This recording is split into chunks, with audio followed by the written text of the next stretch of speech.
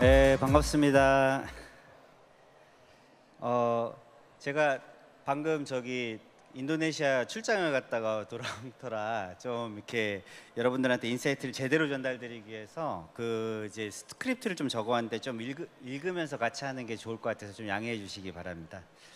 안녕하세요. 저는 와이남 미디어의 이민석 대표라고 하고요. 저희 회사는 2016년도에 창업해서 횟수로 9년 차입니다. 이 초기 웹드라마 시장을 좀 이렇게 선점하면서 이제 키워온 회사고요. 그다음에 회사가 규모가 커져가면서 저희가 어느 시점부터 드라마 제작사, 애니메이션 제작사를 이제 인수하고 합병해서 지금은 종합 콘텐츠 회사로 자리매김하고 있습니다. 저희가 지금 주로 취급하는 장르는 장편 드라마, 중편 드라마, 소위가 롱폼, 미드폼이라고 그러죠. 그리고 숏폼 드라마, 브랜디드 시리즈, 애니메이션 이렇게 이제 운영을 하고 있고요.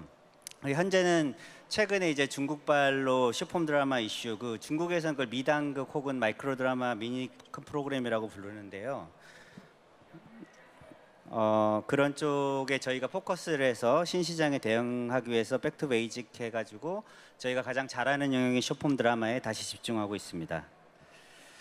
저희 회사의 첫 사업 아이템이었던 웹드라마에 대해서 일단 설명을 하고 어떤 차이와 공통점 그리고 이제 지금 신시장을 어떻게 바라보는지에 대한 뷰를 좀 전달해 드리도록 하겠습니다.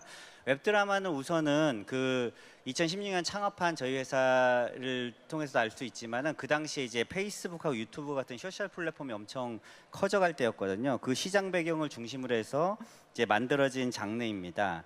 그때 저희 회사가 이제 MZ 세대를 타겟으로 한 편 길이 10분 내외 정도 되는 감성 공감 로맨스 드라마를 만들었고 이거를 빠르게 이제 많이 출시를 했는데 시장에 먹혔습니다. 그리고 이 작품 중에 전지적 짝사랑 시점이라는 작품은 이제 그 당시 업계 최초로 1억 뷰를 돌파했고 일진에게 찍혔을 때라는 작품은 3억 뷰를 돌파해서 이제 화제가 됐고요. 이런 작품들은 이제 전지적 짝사랑 시점의 경우는 웹툰 에세이로 만들어져서 이제 많이 팔렸고 베스트셀러가 되었고 일진에게 찍혔을 때는 동명의 게임 시뮬레이션 게임을 흥행시켰습니다. 그래서 IP 사업으로 발전하는 어떤 모습을 보이기도 했습니다. 그리고 저희가 10분 내외의 드라마를 만들다가 그걸 좀 30분 길이로 서사 구조는 비슷하니 30분 길이로 늘려놓은 미드품 드라마 청담국제고등학교라는 작품도 띄었는데요. 저희가 이제 100% 투자해서 IP를 가지고 넷플릭스나 이제 해외에 팔아서 이제 리커브라는 방식으로 만들었고요. 이거는 이제 YA 장르라 그러는데 영 어덜트 장르에서는 이례적으로 넷플릭스에서 2위에 올랐습니다. 그리고 시즌 2 지금 만들어서 이제 론칭을 앞두고 7월 초 론칭하는데요. 전 세계 190개국에 판매되는 등의 인기몰이를 하기도 했습니다. 저희가 웹드라마를 그 당시 만들 때의 어떤 방식은 제작 파이프라인을 내부에다가 두는 방식입니다.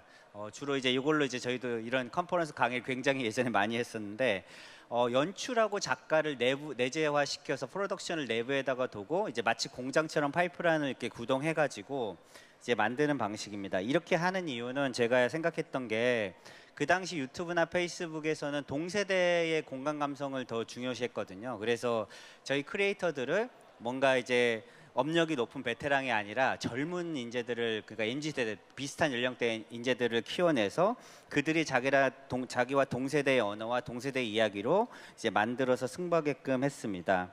그래서 시장에서 좀 센세이션을 일으켰고요. 저희가 IP 생산성이 매우 높아서 이례적으로 콘텐츠 기업으로는 좀 특이하게도 500억 원에 달하는 투자 모집을 하기도 했습니다. 이거는 사업 방식으로는 이렇습니다. 저희가 선제적으로 만들어진 비즈니스로 돈을 벌고 그 돈으로 그 IP를 투자하고 나중에는 투자를 받은 투자금으로 IP를 선제적으로 투자한 다음에 저희 갖고 있는 유튜브 채널에다가 업로드를 합니다. 그리고 유튜브 채널 업로드를 하고 그거를 광고나 유통의 방식으로 리쿠브를 하는 방식입니다. 그래서 이제 유튜브 채널 자산이 남는 거고 IP는 IP대로 남는 거죠. 저희가 지금 현재 보유하고 있는 IP의 수가 시리즈로 120개 정도 돼요. 그러니까 시간으로 따지면 100개 정도 되고 전 세계에 판매돼서 그게 3년 간격으로 주기 돼서 다시 저희한테 권리가 돌아오거든요. 그럼 다시 팔리는 겁니다. 그래서 저희가 좀 재밌는 게 최근에 러시아에도 팔렸고 몽골 남아공 그런 데도 많이 팔립니다. 흥미로운 건 남해공에 왜 팔리냐면요. 남아공에 화교들이 봐요. 화교들. 그런 식으로 보는 거죠. 그래서 이게 IP를 생산해 가지고 만드는데 이 과정을 통해서 저희가 제작 공정과 유튜브 채널이 다 합치면 527만 정도 되거든요. 되게 큰 사이즈죠.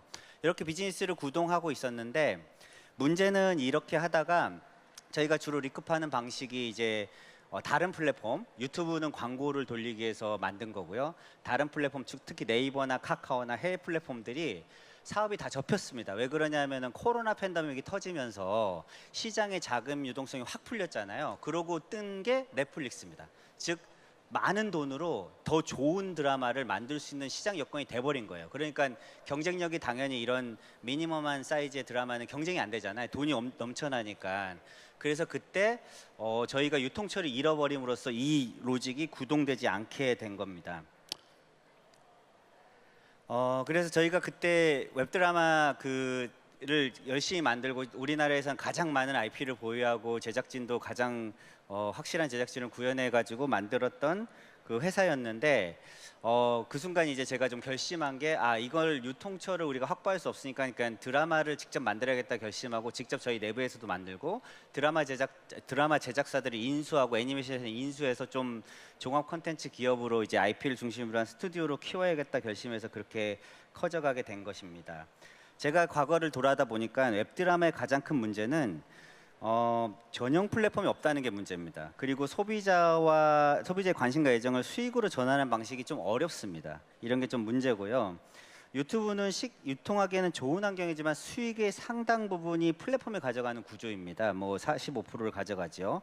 그래서 우리가 이거를 만들어 놓고 비즈니스는 또 스스로 창출해야 되는 이슈가 있어요. 근데 이런 드라마나 스토리 장르는 만드는 것 자체가 공력이 너무 많이 들어가요. 그래서 이제 사업까지도 한다 그러면 굉장히 큰 비용이 들어가는 구조라서 이게 좀 안 될 거다 생각해서 좀 저희가 전략을 바꾸게 되었습니다. 설명했다시피 드라마 제작사를 인수하고 애니메이션 회사를 인수하면서 저희가 진짜 별의별 걸 다 만드는 회사가 됐어요. 지금 숏폼, 미드폼, 롱폼, 브랜디드 광고 시리즈도 만들고 있고 매니지먼트도 직접 운영하고 있고 그리고 애니메이션도 쇼데니도 하고 있습니다. 이러면서 이제 비즈니스를 확장해 나가고 있는데요. 이것도 이제 어떻게 보면은 구체적인 이제 미래 비전을 보고 가는 것라기보다 인프라를 구축해 놓은 쪽에 가깝겠죠. 근데 이제 기본적으로 여기서 우리가 이제 고민하고 있는 거는 이런 겁니다. 이제 제가 이렇게 다양한 비즈니스를 해보면서 느낀 건데 저희가 주로 드라마를 다루잖아요. 그 K 시리즈가 굉장히 해외에서도 뭐 잘 알려져 있고 좀 뜨고 있는데 이게 돈을 벌기는 되게 어려워요. 그게 영원히 어렵냐면 그렇지 않습니다. 잘 아시겠지만 K-팝도 예전에는 돈을 벌기 어렵다는 그 선입견이 있었어요. 근데 K-팝이 어느 순간부터 굉장히 산업적으로 커졌냐 하면은 제가 봤을 땐 그렇습니다. K-팝은 자기가 IP를 확보하고 점점점 이제 비싸졌죠. 예전에는 뭐 10억에 만들었다면 지금은 100억이 넘게 만드는데 그 과정에서 그 제작 자체를 부가가치를 만들어냅니다. 거기 보면 여러 가지 스텝들이 있잖아요. 그게 그 회사만 그 파이프라인만 가질 수 있는 어떤 능력을 이제 개척해낸 거죠. 그리고 결정적으로 해외에서 매출의 50% 이상을 찍어야 돼요. 근데 한국의 드라마는 넷플릭스에서 다 사가는 거 아니면은 이런 게 없거든요, 거의. 그래서 이렇게 할 수 있어야 되고 인플루언서나 탤런트가 아닌 축적된 제작력이 아까 말한 K-팝처럼 이 IP가 될 수 있는 거야. K-팝의 그 배경에서 뜬 게 뭐냐면 요즘 수우파 보셨죠? 댄서들. 댄서가 과거에는 댄서라는 독립 장르가 없었잖아요. 근데 댄서라는 장르가 커졌어요. 그리고 또 뭐가 커졌죠? 뷰티가 커졌습니다. 뷰티. K-팝 하면은 되게 예쁘고 잘생긴 거 있잖아요. 그런 게 굉장히 부가적으로 커진 거예요. 더 큰 산업이 되어버린 거죠. 그래서 그리고 마지막으로 이제 AI 기술이 콘텐츠에 반영되려면 어떻게 돼야 될까를 가지고 요즘 고민하고 있습니다. 이렇게 따져 보니까 저희가 장편 드라마를 다루기보다는 숏폼 드라마를 테스트 패드로 해서 트렌드를 확대해서 대세로 만들어가는 게 더 낫겠다라는 판단했습니다.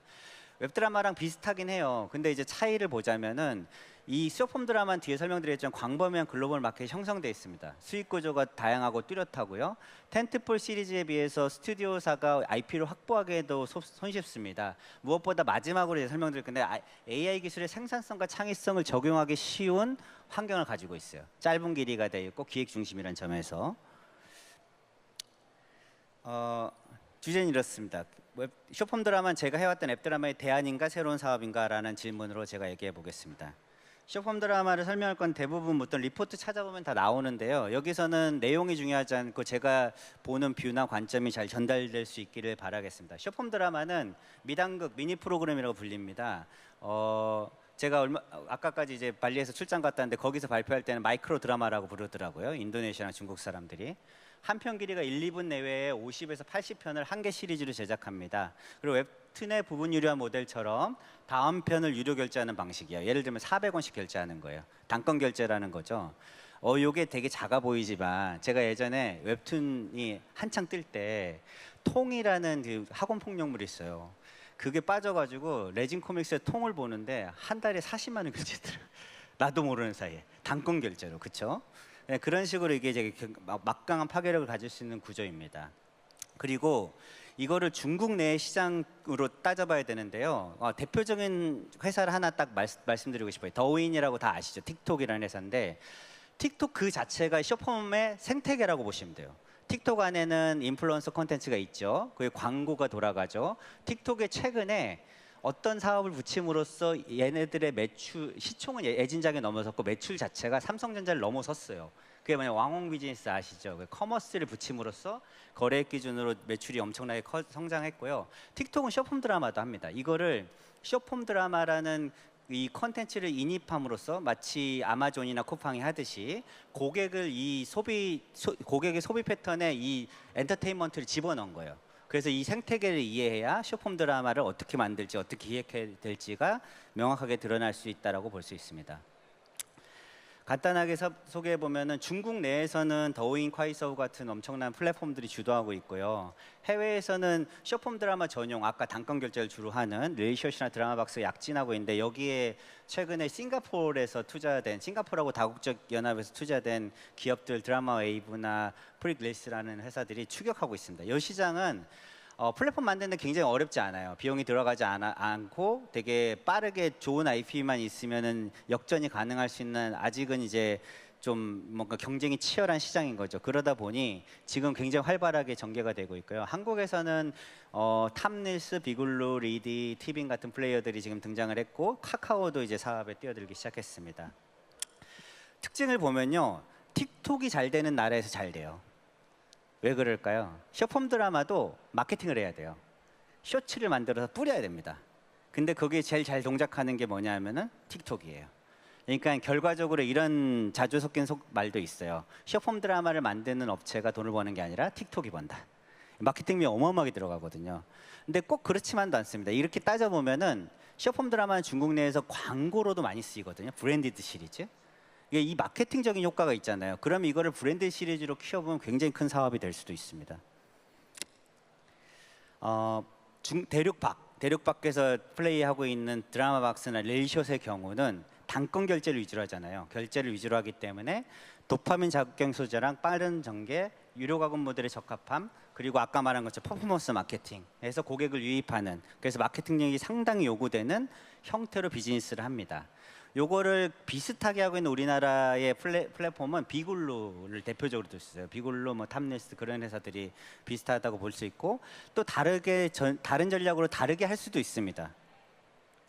예를 들어 보면 중국 내 쇼폼 드라마는요, 보통 우리가 쇼폼 드라마는 막장극 생각을 하는데 막장극만 있지는 않습니다. 여긴 되게 다변화돼 있어요. 굉장히, 이거는 뭐 이제 컨지너에서 좋은 리포트가 나와 있는데 여기서 제가 가져온 거고 제가 들은 얘기도 섞어서 한 건데요. 고장극이라는 사극도 많이 하고 로맨스물도 많이 하고 전극도 많이 합니다. 그리고 재밌는 거는 가족 드라마 같은 것도 해요. 근데 그게 막 7억 뷰, 막 10억 뷰 그렇게 찍어요. 근데 얘네들이 광전총국이 규제한 이후부터 이게 너무 막장하지 말라고 막 규제를 때리잖아요. 그래서 장르가 다변화됐고 뭔가 이제 그 연령대도 되게 넓어졌어요. 보통 2030인데 51세 이상 중년 이상 시청자가 두 번째 그룹이거든요. 이게 23.4%에 달해요. 그러니까 전 세대가 사랑하는 장르가 된 거죠. 그리고 무엇보다도 비즈니스 모델이 되게 다양해요. 단건 결제만 있는 게 아니라 멤버십, 말하자면 구독 모델도 있을 거고, 구독 모델을 쉐어하는 구조죠. 그리고 이제 무엇보다도 브랜디드로 해서 광고를 입혀서 하는 방식인데, 여기 보면은 고장극 중에 동란서라는 작품은 징동신 백화점이 협찬해서 만든 거예요. 이것도 대박이 난 거죠. 그리고 이게 워낙 잘 되다 보니까 중국에선 주류 스튜디오들이 다 뛰어들었어요. 대표적으로 중국에서, 전 세계에서 가장 드라마를 많이 만든다는 화책미디어가 뛰어들었는데, 화책미디어의 작품은 예를 들면 올해 작품인데 몇 월에 한 건지 모르지만, 이게 아적기 도예품 같은 경우는 뭐 3개월 후에 그 론칭된 3개월 후에 쇼폼으로 스피노프를 내기도 했습니다. 이거 IP를 실험해서 뭔가 프랜차이즈를 확장하고 돈을 벌기 위한 목적으로 쇼폼을 활용하고 있다고 볼 수 있습니다. 그리고 제가 크게 보는 시장은 커머스하고 연계된 흐름이에요. 브랜디드 광고를 할 수 있으면 당연히 커머스도 되겠죠. 그러기에 좋은 환경이라고 할 수 있으나 왜 그렇죠? 퍼포먼스 마케팅을 하잖아요. 어차피. 그러니까 커머스로도 쉽게 연결할 수 있다는 겁니다. 중국 대륙 외에서 되게 활발하게 활동하고 있는 플랫폼 중에 유명한 회사 중에 하나가 이제 더 콜그룹이 운영하는 이제 릴샷이라는 플랫폼인데 여긴 좀 재밌는 방식으로 이것도 제가 인용해 온 건데요. 여기는 기본적으로 그 세 개의 플랫폼을 운영해요. 그러니까 시뮬레이션 게임을 하는 거와 웹소설과 쇼폼 드라마 이 세 개를 운영하면서 하나의 원작 IP를 돌립니다. 고객을 그 안에서 머물게 해요. 그래서 에코시스템을 만들어놨어요. IP를 계속 확대 재생산하면서 소비를 하게끔 만드는 어떤 그리고 론칭 스케줄도 이게 맞춰서 설계를 하고 이거 사실 생각해 보면 요거를 큰 작품 그 텐트폴 작품으로 할 수 있는 나라가 전 세계 유일한 나라가 하나 있어요. 미국이죠. 헐리우드. 왕자의 게임 뭐가 있죠? 해리포터 그런 거 이런 거 하잖아요. 이거 비슷한 뭐 MCU 이런 거 하잖아요. 근데 다른 나라는 안 돼요. 그만한 자본이 없잖아요. 근데 얘는 쇼폼 드라마를 하고 있어요. 가능한 겁니다. 그 파이프라인이. 이게 되게 흥미로운 지점이죠. 이렇게 앞서 쇼폼 드라마에 대해서 설명해 봤는데 이게 어떻게 새로운 산업 생태계가 되는지 제가 간략하게 설명드리도록 하겠습니다. 첫 번째 키워드는 쇼폼 드라마는 유료 소비자를 가지고 있습니다.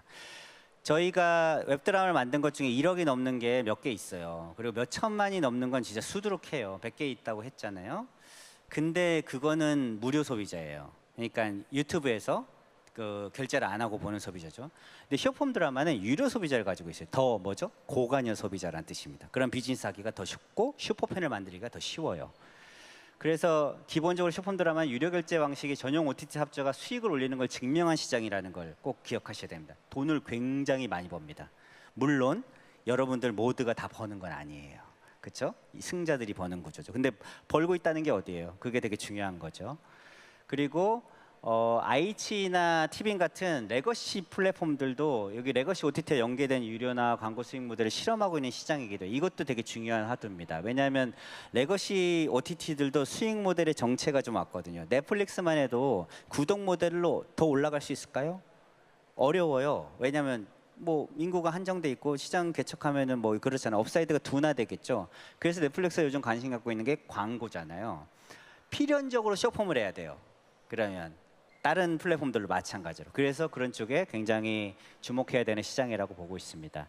그래서 소비자들이 기본적으로 쇼폼에 너무 익숙해져 있어요. 제가 여기서 고백하지만 넷플릭스 드라마 저희가 드라마 업자잖아요. 넷플릭스 드라마를 넷플릭스로 잘 안 봐요. 유튜브로 봐요. 요약본으로. 저랑 비슷하게 보시는 분 많을 것 같아요. 그래서 그죠? 요약본을 보잖아요. 요새는 너무 그것도 힘들어서 쇼폼으로 봐요.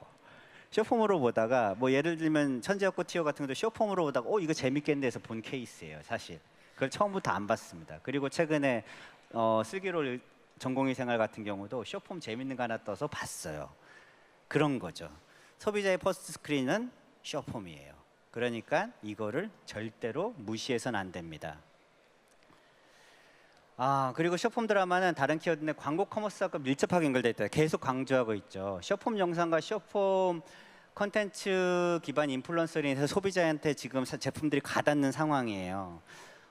그리고 그 쇼폼 드라마의 경우는 거기에다가 드라마라는 극성의 몰입도가 있고 배우라는 탤런트가 있잖아요. 그러니까 가지고 놀 수 있는 게 너무 많다는 거죠. 그리고 기본적으로 롱폼 드라마의 마케팅 툴로도 쇼폼이 잘 이용이 돼요. 인상적인 거 하나를 얘기해 보자면 넷플릭스 드라마는 돌풍이라고 있어요. 돌풍이 나올 때쯤에 정말 웃긴 짤을 제가 커뮤니티 사이트에서 봤어요. 뭐냐면 이게 반전의 연속이잖아요. 근데 일본 애니 중에 계속 이렇게 뒤를 막 사람이 이렇게 뒤로 가는 그런 어떤 애니가 있어요. 그 짤이 있는데 그걸로 돌풍을 다 설명할 수 있다라고 누가 올려놨더라고요. 그래서 다 공감을 해요. 돌풍 계속 뒤통수를 때리잖아요. 근데 이게 어떤 드라마라는 걸 그 한 짤로 보여주는 거죠. 말하자면은 쇼폼은 그런 효과가 있기 때문에 쇼폼을 통해서 드라마의 어떤 마케팅이나 그 인지도를 높이고 영향력을 높이는데 기여할 수 있습니다. 예를 들어 보면 저희가 청담국제고등학교를 원을 론칭할 때 저희가 100% 투자해서 넷플릭스랑 여기저기 판 거예요. 그러니까 소위 말하면은 방영권 딜을 한 거죠. 그래서 금액이 낮았을 거 아닙니까? 근데 넷플릭스에서 깜짝 놀랐어요. 마케팅 지원이 없었거든요. 근데 갑자기 2등 했어요. 그래서 세계판권을 다시 샀어요. 한국만 샀다가. 어떻게 했을까요, 우리가? 우리가 딱 2천만 원을 들여서 쇼폼 마케팅을 했어요. 우리 내부에서. 먹힌 거예요. 그거는 커뮤니티 기획으로 해야 돼요. 그 돈은 뭐 누가 이제 대행사 맡겨서 하는 게 아니라 기획과 영상으로 쇼폼 마케팅을 해서 MZ 세대한테 가닿게 하고 퍼 나르게 하는 거, 바이럴하게 하는 거죠. 그런 방식으로 활용될 수 있습니다. 요거는 제가 학생끼리 죽여도 되는 학교에 엄마가 나를 입학시켰다? 훔친책! 400년간 전쟁 중인 나바르 왕국.